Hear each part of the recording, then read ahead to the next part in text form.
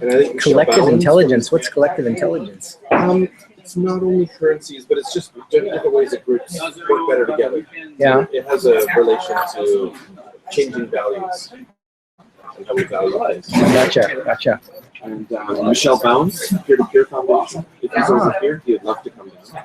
He's usually based in Shanghai. That was the first organization that Satoshi Nakamoto belonged to. Really? Yeah, here's original posting. Oh, it was on that.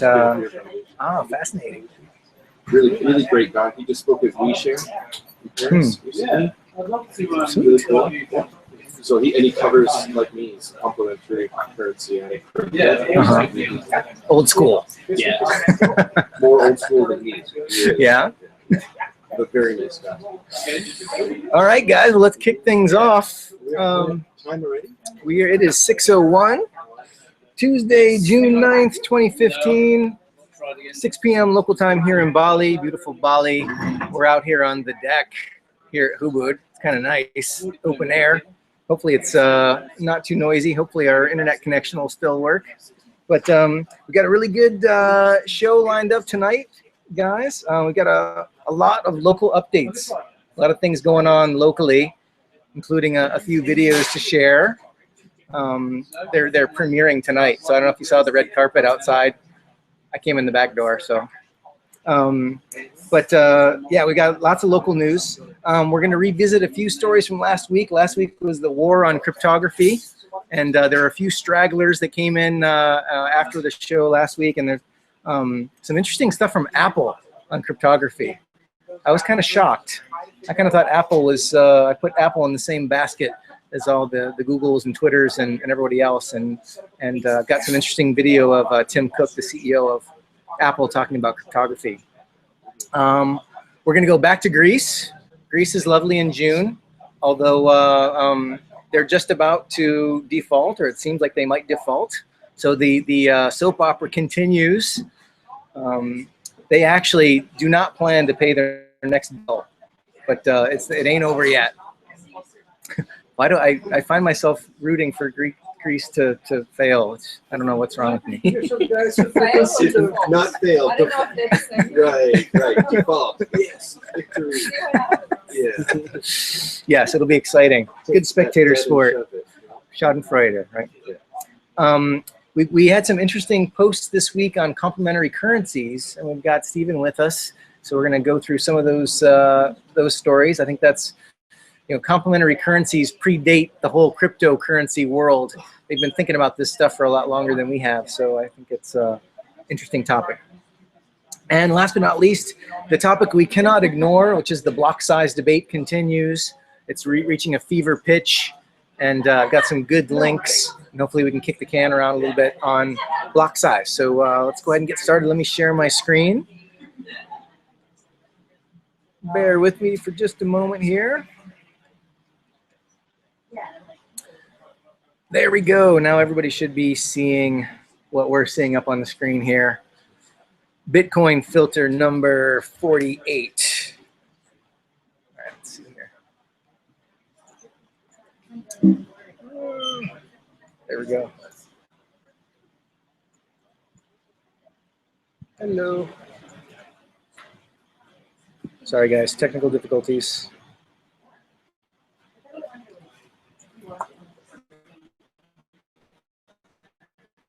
All right, 6:04 from 8.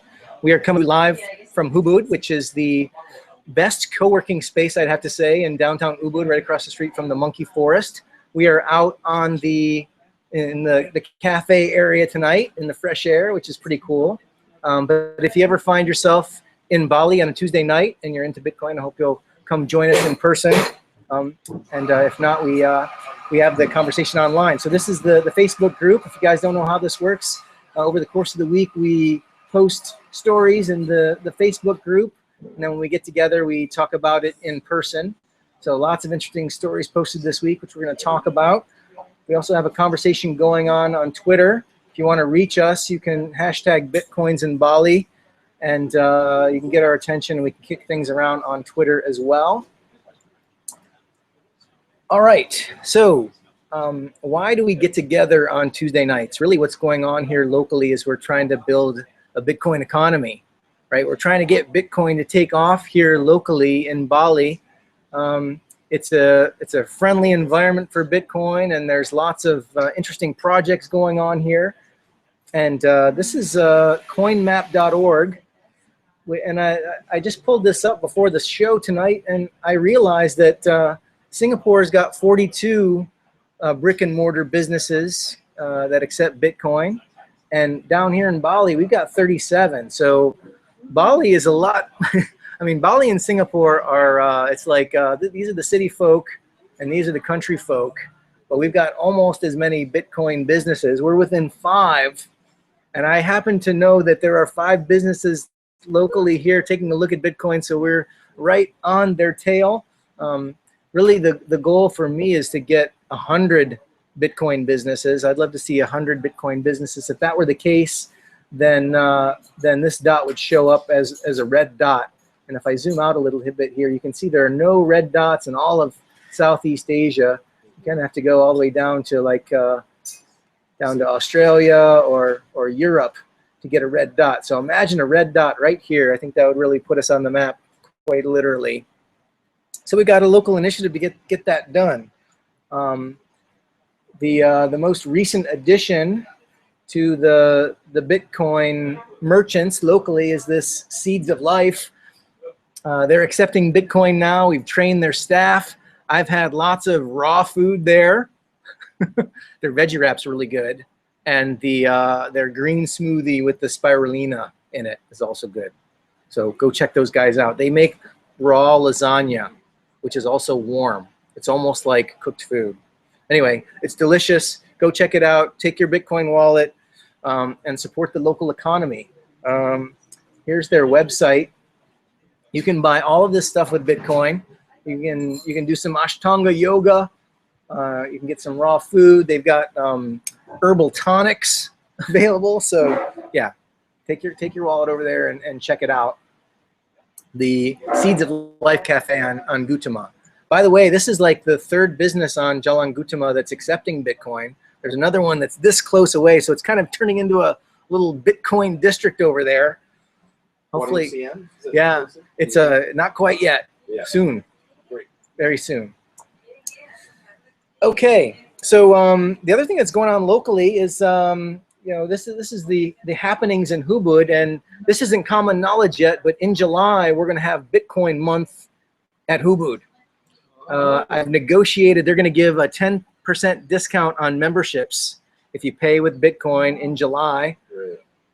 We are going to set up a Bitcoin desk so that people can trade Bitcoin for rupiah, like at any time at the front desk. We're going to have a few more Bitcoin 101 classes during that month. So it's going to be a big push. We're going to try and get things happening for Bitcoin in July. So stay tuned. Theoretically, everybody should go to the desk to turn his money into Bitcoin and pay, right? Yes, yes. Well, we're going to train the staff. If someone comes and does a new membership, they'll tell them that there's a discount for Bitcoin, and then they'll be able to walk them over to the ATM, show them how to use it, and hopefully that'll be an incentive to get people interested in Bitcoin. ATM. With the ATM, and then if they want to go the other direction, they can use the front desk. So to that end, check this out, guys. This is a premiere here. I don't think anyone has seen this yet. Check it out.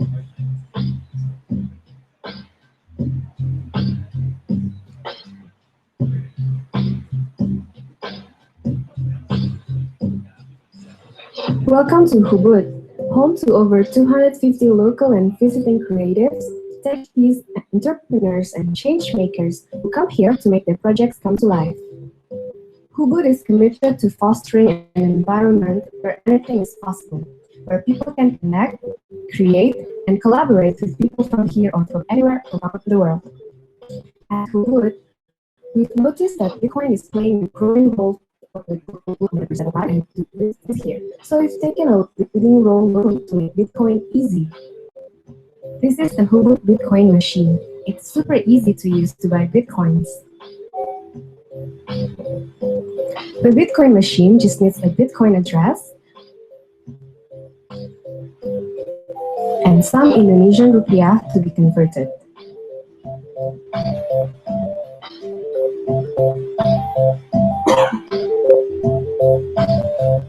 the Bitcoins arrive almost immediately.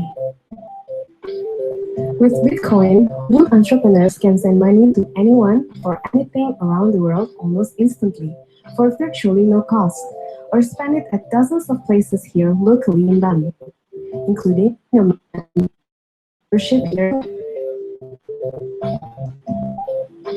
To learn more about the great things happening at Ubud, please visit us online at ubud.org. Write us from money for us. You get the idea. So pretty cool. Hopefully that'll, I think the Bitcoin machine just kind of sits there. Nobody really knows what it is. So we're trying to get the word out. We're going to do a little bit more like signage around it, and hopefully it'll catch on a little bit. So that's the idea. If you guys have any ideas, I'm all ears. So you think the coffee, like it should be a coffee machine and a Bitcoin machine? Yeah, like add like a coffee lever. Oops, I bumped. A little candy jar or something like that. Yes, we should fool people into buying Bitcoin. We may have to resort to that soon. Okay. So anyway, we've also got. I just want to remind you guys, we've got the Viceroy Bali also accepts Bitcoin. I don't know if you guys have been over there, but this is they've just done a new commercial. Check this out. Hopefully this will run a little better. I think it's all downloaded. This is pretty amazing.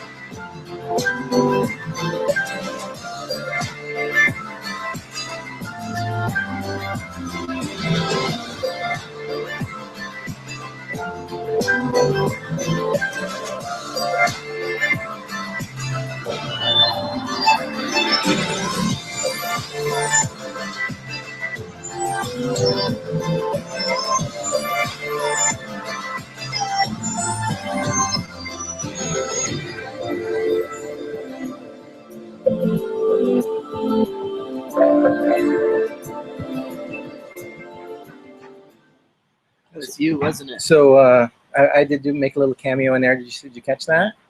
I didn't. My royalty check hasn't arrived yet, though. I gotta give him a call.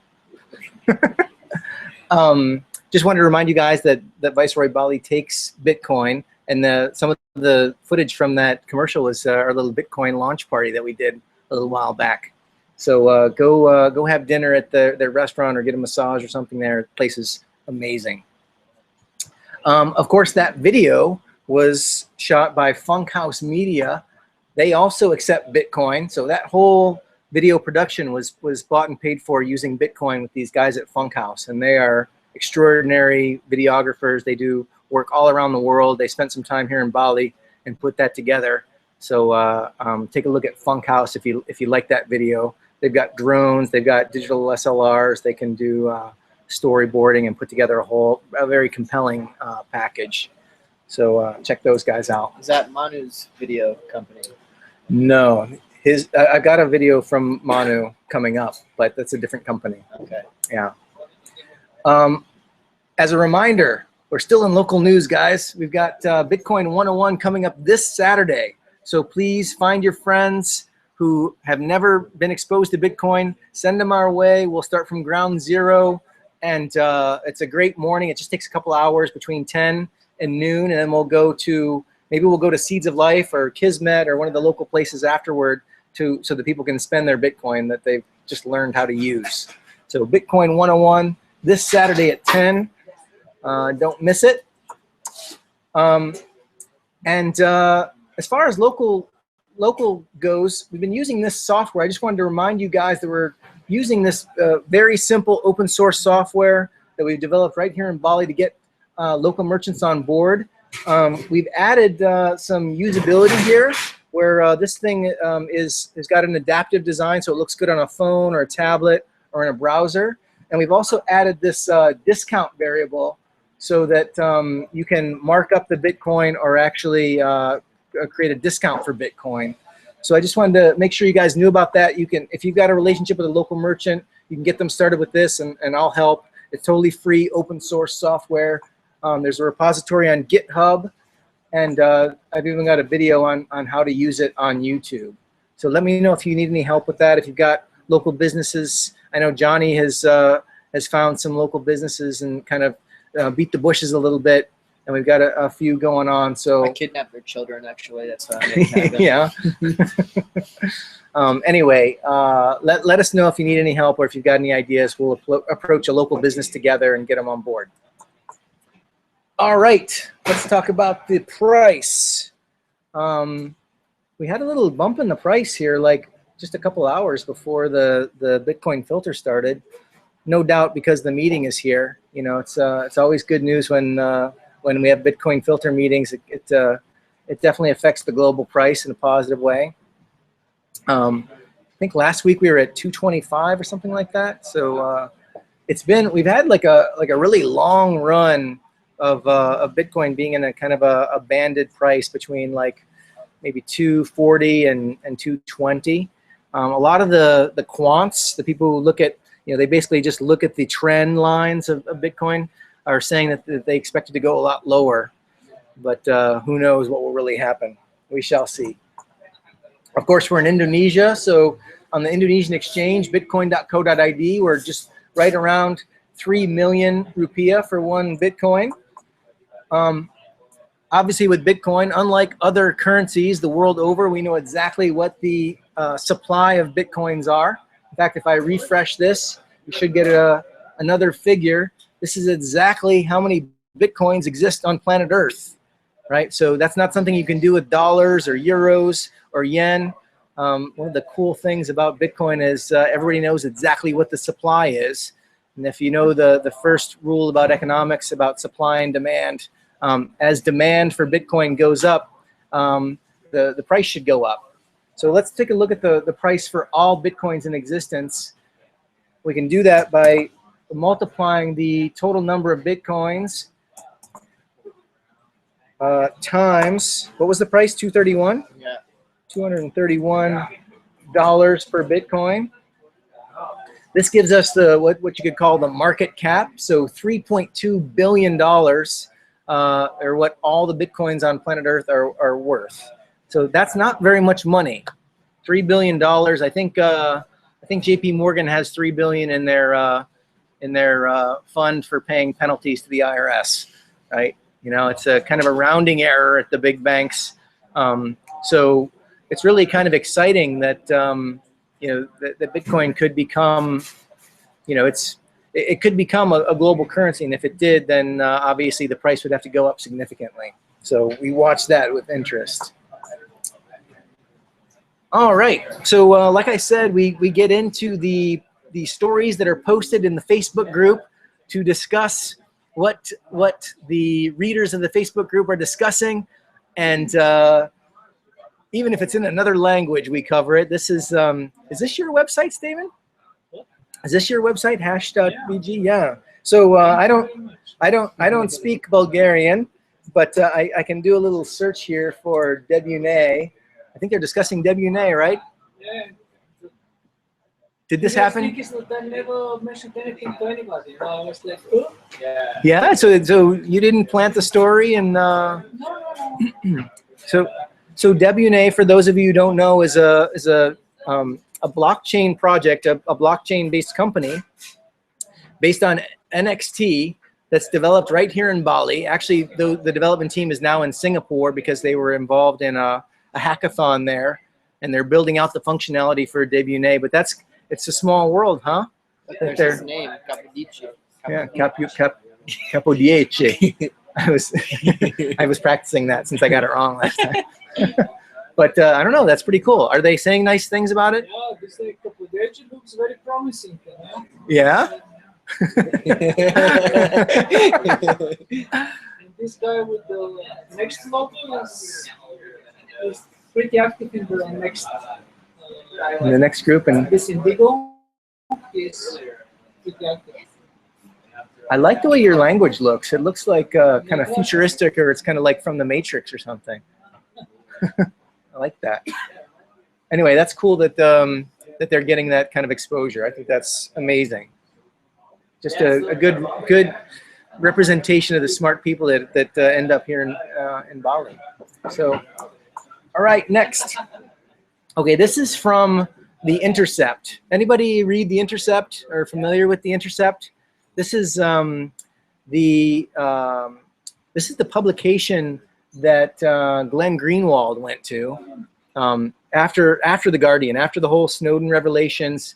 He and some other prominent investigative journalists went to work for this journalistic undertaking called The Intercept, and it's really interesting because their whole thing is about investigative journalism. So they only come out with a story like every few days, and it's basically there's a lot of investigative journalism happening there. I think that they have some sort of big money backing going on.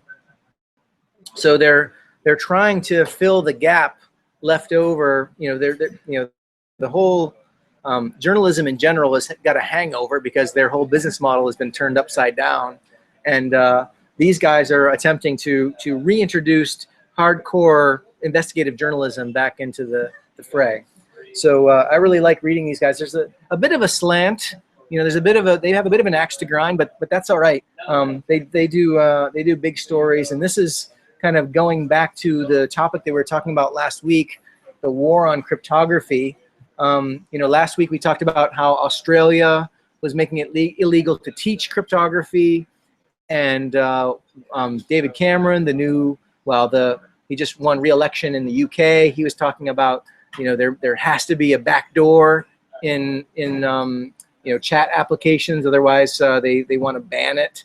And now we've come full circle back to the United States, where we've got House Homeland Security Committee Chair Michael McCall saying it's a tremendous threat to the homeland. He's talking about encryption, right? So basically saying, it's bad news if you can encrypt your data or you can encrypt your communication channels. And this is technology that runs the internet. I mean, the internet breaks if you don't have encryption. And you can't log into your bank. You can't use HTTPS. You can't encrypt your email and have discussions with your developers where you're sending passwords back and forth. I mean, this is a big deal. And what they want to do is put in a backdoor.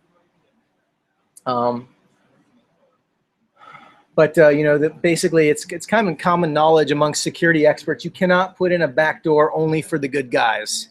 This is what I've highlighted here. And last week we highlighted a story where back in the 90s they created a backdoor. I forget I think it's the logjam exploit, but they created a backdoor in some technology back in the 90s. Subsequently, that technology became ubiquitous, and then oopsie daisy, some black hat hackers discovered that backdoor, and pretty soon it's not only the good guys that have access, but it's the bad guys as well. So fundamentally, if you build backdoors into encryption, you can't really control who's going to have access to that, down the road, right? There's, you think it's going to be the good guys, but you get a new administration in there, and pretty soon, who knows who has it? So it's just bad news all around, the whole thing. But it continues to be a hotly debated item. I think it's an open and shut case. Encryption, yes; backdoors, no. But they're still kicking it around. It's interesting getting so detailed into these topics. I find it interesting to see how, for lack of a better word, inept our legislators are. And I know I'm bringing a USA focus, and a lot of the people here are not from the United States. But think about, you've got a few hundred people in Washington that have to represent the interests of 350 million people, and some legislation comes across their desk with encryption. How are they supposed to make an an informed decision about encryption legislation.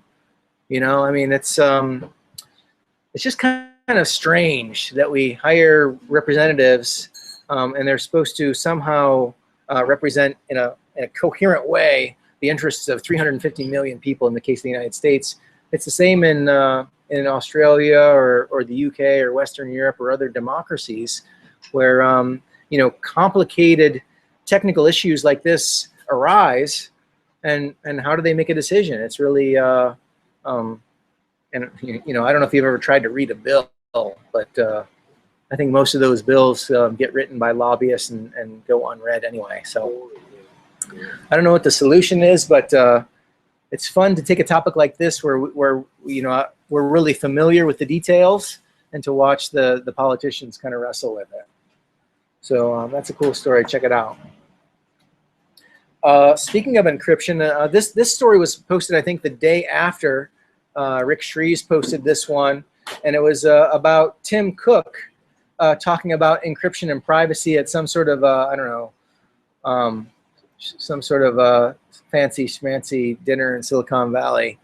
I don't even think he was there. He was there on the screen, but he had a really interesting take. I kind of thought that Apple was in bed with all the other companies as far as sharing information and their kind of stance on encryption, but there's some good quotes in here. Like many of you, we at Apple reject the idea that our customers should have to make trade-offs between privacy and security. And he really takes the opportunity to kind of distinguish Apple from the Googles, the Twitters, the Facebooks of the world. Cook lost no time in directing comments at companies, obviously, though not explicitly, like Facebook and Google, which rely on advertising to users based on the data they collect from them on a portion, if not a majority, of their income. I'm speaking to you from Silicon Valley, where some of the most prominent and successful companies have built their businesses by lulling their customers into complacency about their personal information, close quote from Cook. That's pretty strong. If he's actually sharing information behind the scenes, I don't think he can be talking like that in public. I mean, this gets picked up in the news media. He's a public figure, and these are public statements from Apple. We believe the customer should be in control of their own information.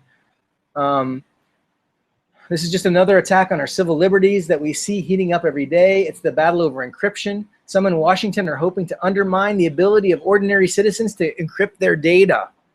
We think this is incredibly dangerous. We've been offering encryption tools in our products for years, and we're going to stay on that path. We think it's a critical feature for our customers who want to keep their data secure.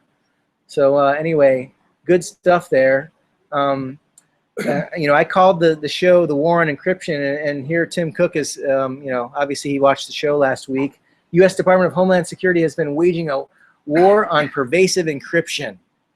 So there's a really good video here too. I want to play for you. It's only 3 minutes, but this kind of a lot of people say, says it all. You know, have said to me, there's a whole ton of information already out there that are in the possession of companies like Google, like so many other companies, that information is there and they can worry about that. We've taken a very different view of this than a lot of other companies. That's Tim Cook, the CEO of Apple. Our view is when we design a new service, we try not to collect data. So we're not reading your email. We're not reading your iMessage. If the government laid a subpoena on us to get your iMessages, we can't provide it. It's encrypted and we don't have the key. And so it's sort of the door is closed. But our business, Charlie, is based on selling these. Our business is not based on having information about you. You're not our product. Our product are these, and this watch, and Macs, and so forth. And so we run a very different company. I think everyone has to ask, how do companies make their money? Follow the money. And if they're making money mainly by collecting gobs of personal data, I think you have a right to be worried, and you should really understand what's happening to that data, and the companies, I think, should be very transparent about it. From our point of view, you can see what we're doing on the credit card thing. We don't want it. We're not in that business. I'm offended by lots of it. And so, you know, I think people have a right to privacy. So I think that's going to be a very key topic over the next year or so. And we'll reach higher and higher levels of urgency as more and more incidents happen. I think that for us, in the Snowden thing, just to go long on that for just a moment, is what we wanted instantly to be totally transparent, because there were rumors and things being written in the press that people had backdoors to our servers and all this stuff. None of that is true. They would have to cart us out in a box before we would do that. If we ever give information, and we from the administration to release how many times we had national security orders on Apple, and in the 6-month period, and we had to release a range because they won't let us say the exact number, it's between 0 and 250. So there's a lot in there. Few things in there that I thought were really key. First of all, he's distinguishing Apple from Facebook, Twitter, these other companies that are, their whole business model is, you know, we as the users are the product. They're selling our eyeballs to their advertisers and basically looking into everything we do. If you have Google Gmail and you're writing your mom telling her that you're going to have hemorrhoid surgery, you're going to see hemorrhoid ads in the right hand margin. And I don't know about you, but that's a bit creepy. If you go to Lavazza, this Indonesian site, when you go, then you go into Facebook and you see Lavazza's, is this not kind of selling? Because they, to the Facebook button in Lavazza, Facebook knows that you were there, and then they show you Lavazza banners, which is kind of selling information to them. Maybe, I don't know. Yeah, I think. Yeah, They sell my interest to Lavazza, no, they then charge Lavazza for the service that they, Well, this is how you define selling. I love Facebook, and we use Facebook to keep this group together. But I'm well aware that Facebook, like, of the trade-off that I'm making, right? Basically, I'm agreeing to trade off. They can track whatever they want in exchange for my ability to keep in touch with all of you guys, or for us to exchange information. They do a damn good job of that, and it's free.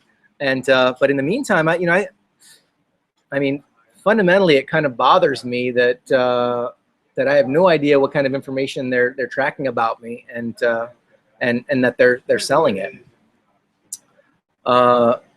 Yeah, it's just a little bit weird. I believe they don't sell information like in bulk to some people who are interested. What I was talking is indirect selling, and because there is this company DataCool, where you supply your information and then they sell it to whoever is interested, and they pay you every month. Really? Yeah, I gave my information. I got some sense because I'm Bulgarian. Well, I think, I really, my wish list has on it a decentralized social network where I collect data about myself and then sell that to folks, expose it explicitly, and then maybe I get a little bit of money, if I allow Adidas to see my browsing history, or REI. I think it'd be pretty cool to explicitly share my data with the brands that I like, and maybe they can show me a trip to Nepal or a new backpack or something. That would be more honest, and the money could go to me instead of Facebook. Such an such an application, and they were crowdfunding a couple of months ago, Mhm. and they didn't get anything. And I was very surprised that neither Coindesk nor the other big portals issued a single news about it. Hmm. Did you see there was the Argentinian one? I didn't tell if it was a social media network, but it was like social content creation, and they're paying people with Bitcoin now. And then once they started paying with Bitcoin, they had a big jump in creation. 40%. Hmm. Yeah, you know, social networks are hard. I mean, look at Google Plus. I mean, they have unlimited resources essentially, and nobody uses Google Plus, and everybody uses Google. So they have failed to convert their users into their social network. So it's probably going to be years and years before Facebook gets dethroned. But at least expose the trade-off that people are making, because I would say 99% of people have no idea that the trade-off they make. Oh, Facebook's free and I love it, and you know they know what color my underwear are.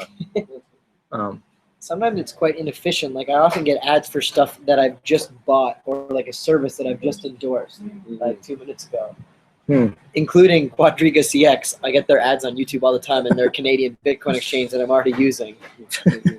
Make sure you click on those ads so you know they have to pay per click, you know, after the fact. One more thing I'll mention about Facebook is they released some information about how they were manipulating people's moods or manipulating sentiment among vast swaths of their user base by, you know, showing more or fewer positive or negative stories. And basically they determined that they could kind of push the social networks and the social graphs around who and what stories are positive and negative. And you know, they control what shows up in your feed. I mean, and it's quite Orwellian in its implications if you think about it. I mean, they could, let's say that there was a rebellion and everyone's like, you know, let's meet on the mall in Washington, D.C. We're going to march. I mean, Facebook could theoretically suppress all of those kinds of posts, and the people pushing them might never know. I'm not saying they do that, but you know, who knows? You know, 10 years from now, who knows who will be in charge of Facebook, or how a centralized power could be co-opted like that. So that's why my wish list is for a decentralized Facebook, but we'll see. Sorry guys, I'm losing my voice here. Turn the fan off, maybe. Okay, so it's time to go back to Greece. Have you guys been following Greece? Do you guys have a Google alert for Greece like me? Do you read every Greek story that comes through? I'm just relying on you for it. I love Greek yogurt. I love Greek news, at least these days. And you know, this is the story that won't die. You know, their shoe to drop. Weren't familiar, maybe haven't been here every week, but we usually like throw up a Greek story because they're perpetually like 2 days away from missing a big payment on their debt. So they owe money to the European Union, the European Central Bank, and as of 2010, the IMF. Like they almost defaulted in 2010, and then they brought in the IMF to kind of, you know, they were like the bad cop. Oh, we're the IMF. We're going to come in here and we're going to, you know, make some strict rules and structure, you know, these austerity measures, and you know, set you guys on a path so you can repay the debt. Here we are, it's 2015, and you know, week by week they're unable to make these debt payments. And let's take a look here. Athens has refused to make a $305 million repayment due to the International Monetary Fund on Friday as part of its bailout deal. So a very long process, but it looks like they've missed their first payment. Right now, anybody who takes a real look at this realizes that Greek will never pay off its debts, right? You know, it starts to look like funny money because it's millions, billions, you know, lots and lots of zeros. But you know, these are Greek sovereign bonds. Those bonds are owned by lots of different people, including, possibly, people who have retirement accounts or pensions. When Greek doesn't pay back these debts, it's going to have a knock-on effect, right? People are going to feel it. And so they've missed their first payment, and nothing initially will happen. They've got a whole bureaucratic, you guys can read that at your leisure. I'm not going to bore you with this, but this is 2 weeks, 1 month ramifications of not paying their bills. Of course, this is what happens with the IMF, but they've also got to pay their pensioners, pay all their police, pay all their federal workers. I mean, this is a real mess. This is old. They already missed the payment on Friday. They already missed the payment, but there's a stipulation that the IMF has that they can miss a payment and then roll up all the subsequent payments into one payment at the end of the month. So technically, they haven't faulted because they can exercise and I think they've got. Yeah, set it up there. They've got like 2 or 3 more, 312 million on June 12th, 573 million, 100 million here, 100 million there. Pretty soon you're talking about real money. But 1.6 billion it owes on June 30th. I don't think that's going to happen. What's the worst thing that can happen? If Greece defaults to the IMF, that means it's still got funds in its coffers to pay its pensions, pay its custody, Yeah. Pay people on its government payroll, and the IMF can. Well, you know what's interesting about this, and I mean I don't know all the details, but the IMF can make loans on a fractional reserve basis, right? They can actually print money to loan money to Greece, right? So it's and these kinds of debts have been forgiven in the past. It's not unprecedented, but the Federal Reserve can print money, can print U.S. dollars, but the IMF has what's called special drawing rights. So they've got their own currency. It's a digital currency. It's a fiat currency. It's a currency made up. It's tracked to a basket of currencies, right? One of which may be the renminbi yuan as of this fall. That's a big news item to keep your eye on for this fall. But yeah, basically they've got the last fiat currency. In fact, a lot of people that I read predict that the next collapse, we can't have a U.S. government bailout. It'll be the IMF that comes and bails out the United States and backs, basically revalues the dollar versus the SDR, prints a bunch of SDRs in order to make everyone whole, and then one day you wake up and everybody who has dollars took a 40% haircut versus the rest of the world. There's lots happening in this front. I said the 5 years make up the special drawing rights, and China has been hoarding gold. How much gold they have, but they're going to have to say how much gold they have in order to be considered for the special drawing rights. And in the fall, the IMF could say, "Oh, let's roll out the red carpet for China." They've got 8,000 tons of gold backing their renminbi. They're going to detach from the dollar, and the IMF's going to reevaluate the dollar's role in the SDR, and it gets way complicated, way above my ability to figure out what the ramifications are. But UN Security Council. So currencies come in and move out. Do they move out of the SDR basket? well, the countries can settle their balance of accounts using SDRs, and they've got to keep a reserve ratio of their own currency versus their reserves held with the IMF, right?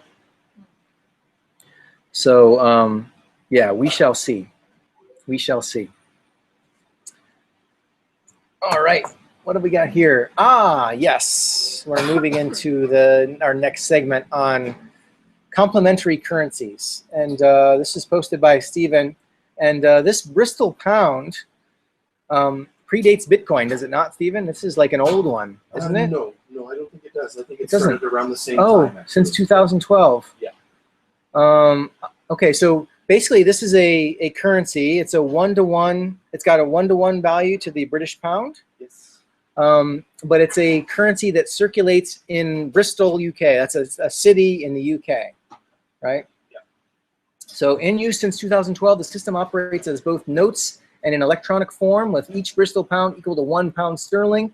Some 800 businesses in the Bristol area now use the community currency with coffee, meals, council tax, and even pole dancing lessons. That's good to know.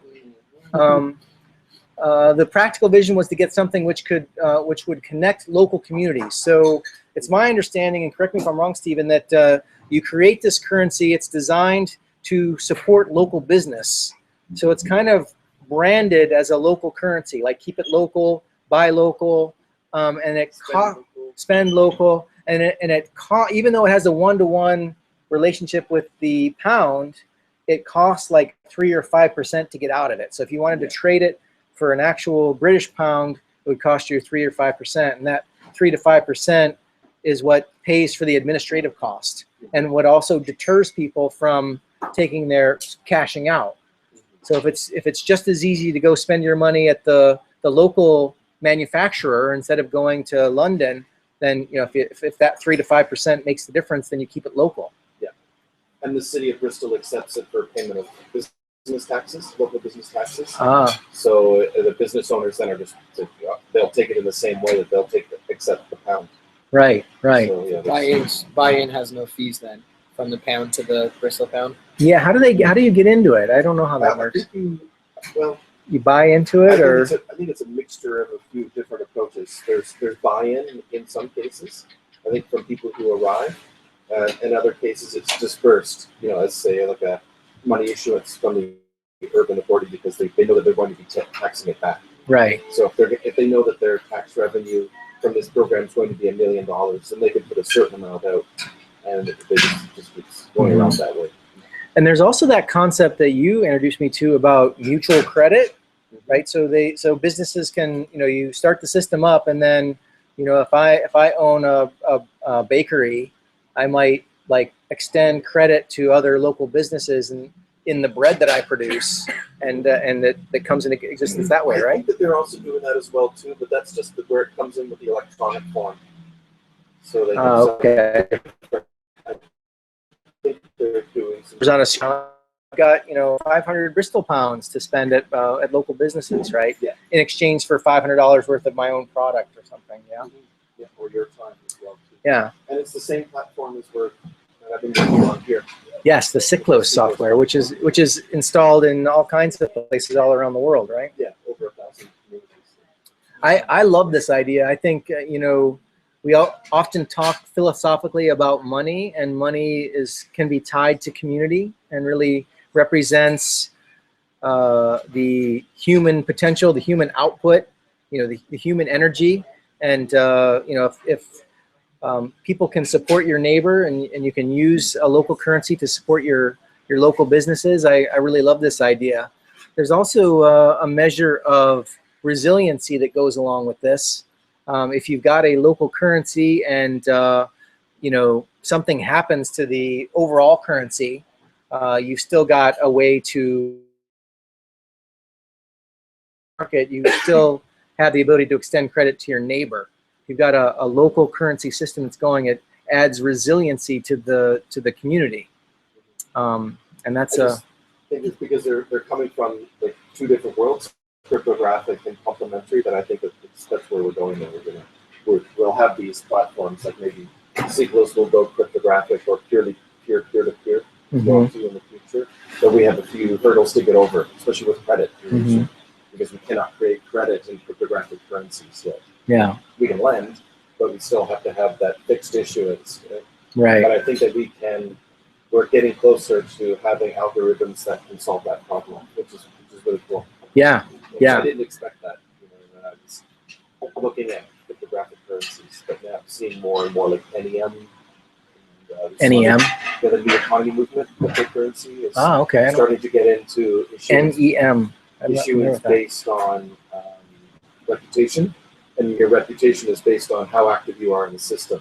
So if you just buy in and you hold your money in your account, your reputation is still zero. But if you buy into the system and you're trading a lot, then your reputation in the system starts going up, and that allows you to have access to sources. Interesting. Do you know if there's any like credit scoring or credit like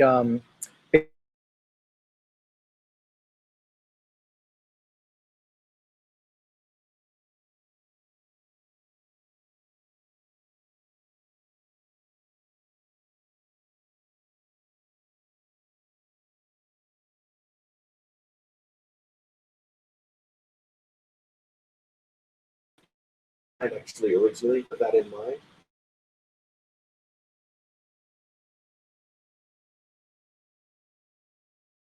Small business without just looking at their loan repayment schedules, but actually looking at their role in the community and what they do and how their business fits into the general scheme of things. And that's why they should be given credit rather than just their the credit score, which is just basically your ability to repay larger and larger loans without having problems. Right. Which is a very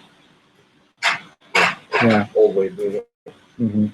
Well, you're one of the few people that has played in both worlds. Sometimes I don't know, you've got the complementary currency movement that predates cryptocurrencies, and they've tackled a lot of the kind of, in my opinion, some of the softer issues, like how do you roll out a currency, or how do you get a community to adopt a new currency, or how do you do the initial issuance and those kinds of things. So, but I understand there's some animosity, right, between the old school and the new. Yeah, a little bit. Yeah, I think it's mostly just mostly misunderstanding. Yeah. There are some key areas where there's disagreement.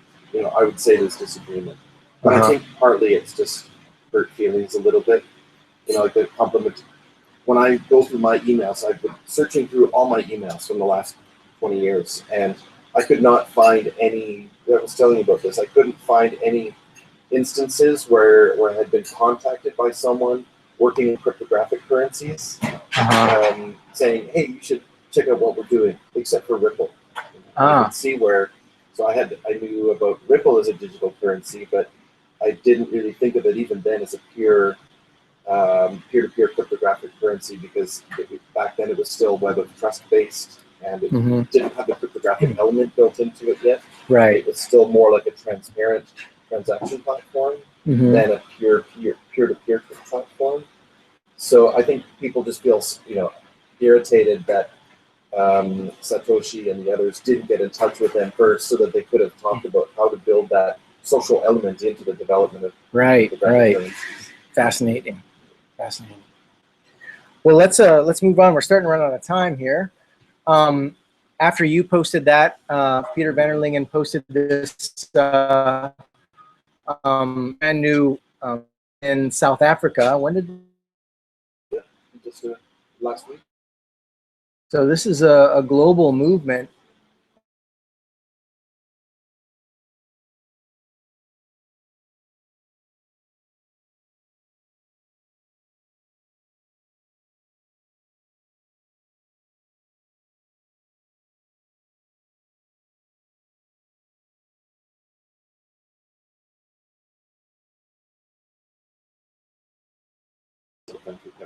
The Community Exchange Systems Network. Mm-hmm. It's thousands of people. And it's also an international transaction platform as well, too. Yeah. So there's lots. There's for years. Wow. Gotcha. So that's cool. Check out that story.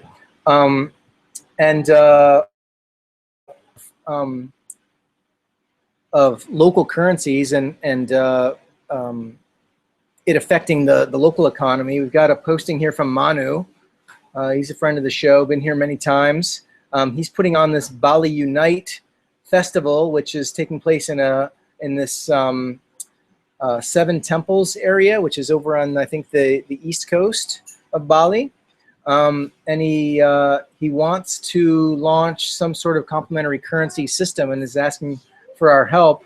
And so, yeah, I think that would be pretty cool if we could get something going locally. I mean, we've talked about doing things here in Ubud, and I don't know where that fits in this, but Let me play this little short little video about the festival here for you guys. Check it out. This is kind of a neat thing they got going on.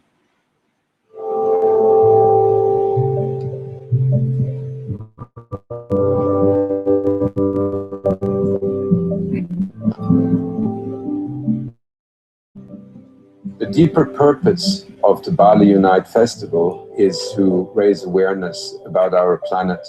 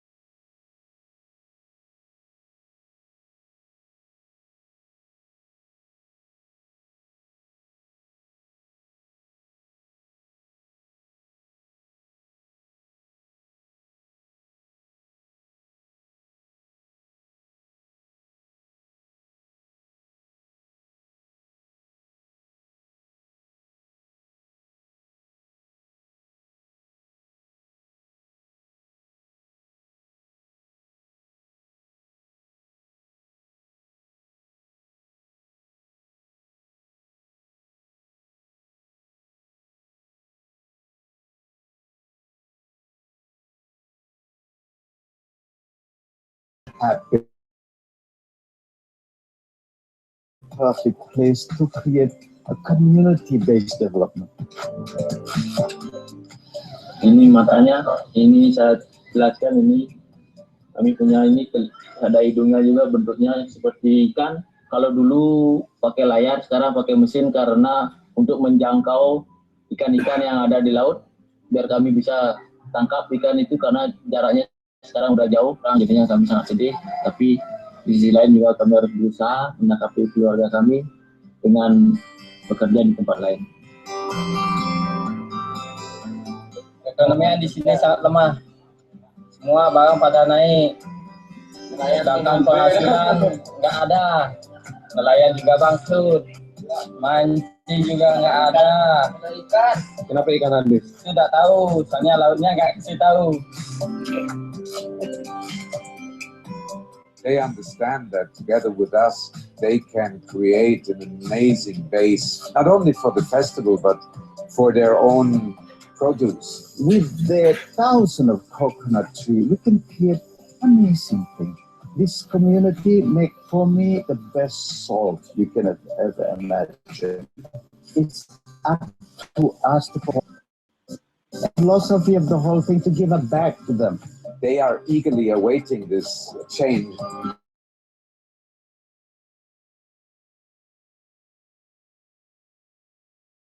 They never been clean like this before, and they will just continue cleaning everything before start putting the structure.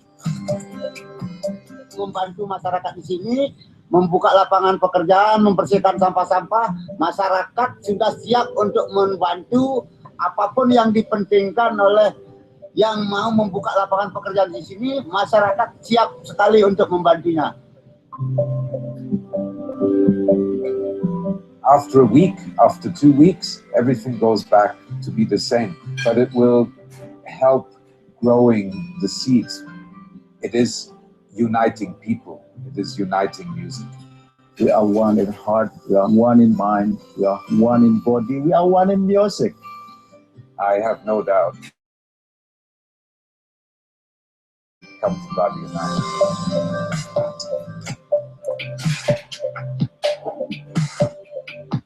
So basically, let me play Manu's. This is Manu's production company.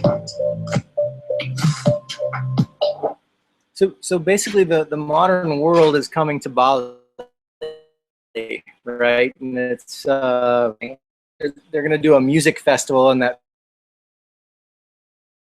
and at the same time raise money for that local community.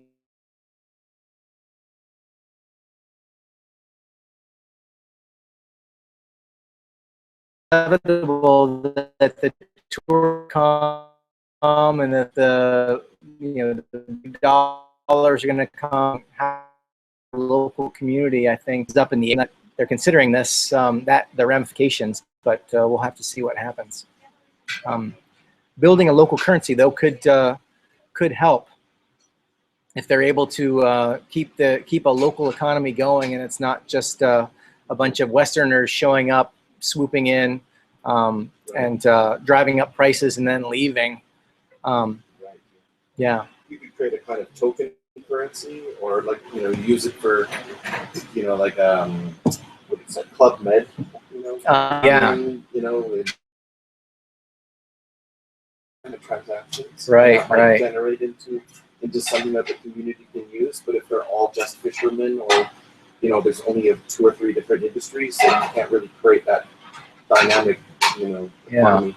It would be very, very hard. It would take a long time, you know. Or they'd have to join with a larger community. They could be spending less money on rappers too. 2 good rappers right here cost a whole lot less. And walk a flock of flame. You're not gonna take the local currency for your gig at the end of the night. I take it. I'm trying to get on the lineup. I don't think it's finished yet. Yeah, that would be cool. All right, we'll hit Manu up. I think he's got. I sent him a message today. Yeah. Okay. Cool. Well, we're out of time here, but I just want to, in the last few minutes, make sure that everyone's aware that there's a big debate going on around the technology of Bitcoin. There is a storm coming. There's going to be a come to Jesus moment for Bitcoin in the next 6 months to a year, where we make this decision if they're going to go from a 1 megabyte block size to a 20 megabyte block size. I know that sounds technical, but what it boils down to is right now Bitcoin uses a 1 meg block size, and that means that it can only accommodate 7 transactions per second. That's not very many. If you compare it to like the Visa network, they can do something like 60,000 transactions per second. So if Bitcoin is going to become a world currency that you can use in any country to buy something as small as a cup of coffee, then this change has to take place. But there's no king of Bitcoin. It's a consensus mechanism. If they introduce this change and all of the people around the world that run Bitcoin software decide they don't want to install the new software, then we could have what's called a hard fork. And then it becomes kind of ambiguous what might happen. I mean, what's the status of my Bitcoins on this network? What's the status of my Bitcoins on the other network?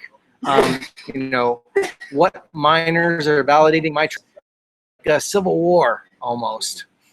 But it doesn't have to be that way. The block.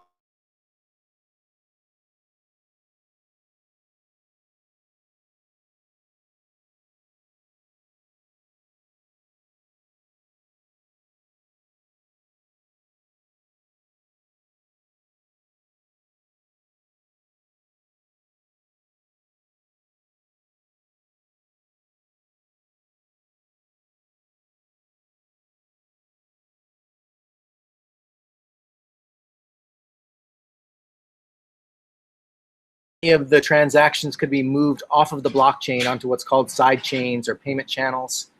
But this 1 megabyte restriction was an arbitrary restriction that they put in during the early days of Bitcoin to keep people from being mischievous. And now it's causing this big debate within the Bitcoin. And it's if you have some Bitcoins, it behooves, because this is a big deal. If you look at this is the Bitcoin subreddit, and almost every story is about this question.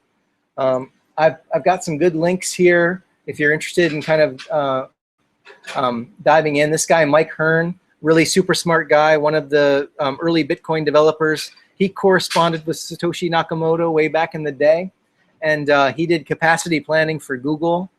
So he's a very smart guy. He's in the camp that wants to increase the block size so that Bitcoin becomes ubiquitous. But there's smart people on both sides of the debate. If you go and listen to this Let's Talk Bitcoin episode, this is Gavin Andreessen, who is the chief architect. I forget what his title is now, but he's also very early in the development of Bitcoin and is also in the camp of increasing the blockchain size. But there's another very well-spoken person on this podcast that represents the other side. So I highly recommend listening to that. This is another podcast that talks about the mechanism that Stephen mentioned, side chains, payment channels, etc. And if you want to get into some of the nitty-gritty, these are really interesting podcasts. I think they're pretty accessible, but I'm also kind of nerdy Bitcoin guy. So anyway, if give it a try, and if you guys have any questions, we can kick it around. But we've got to pay attention to this because it's going to be a big deal for the next 6 months to a year. So, any questions on that? Are we up? How close are we to the limit that the current block size allows? I mean, is it causing problems to the network? No, we're still around one. We're still around 1 or 2 transactions per second. You know, we never approach 7 transactions per second. But if you extrapolate the transaction volume, it looks like we'll probably start bumping up against the limit in the fall of 2016. And it takes, I mean, there's hundreds of thousands of computers around the world that need to adopt some solution before blocks are getting dropped or transactions are getting dropped and people lose faith in Bitcoin. I mean, Bitcoin is rock solid now, but if it starts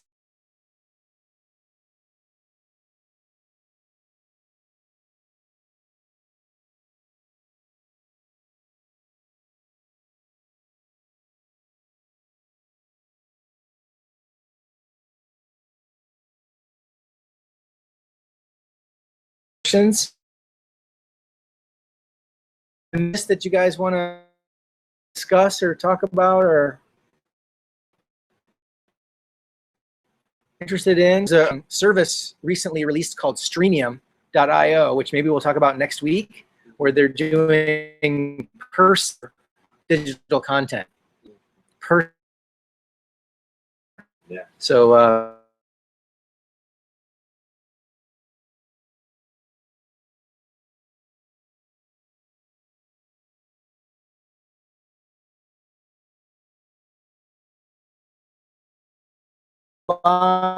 from Hubud. If you're not already a member of the Bitcoins in Bali group, please join, and please post some stories, and we'll discuss it online. And then we'll get together next week, same time. Thanks for tuning in, guys. All right, bye-bye.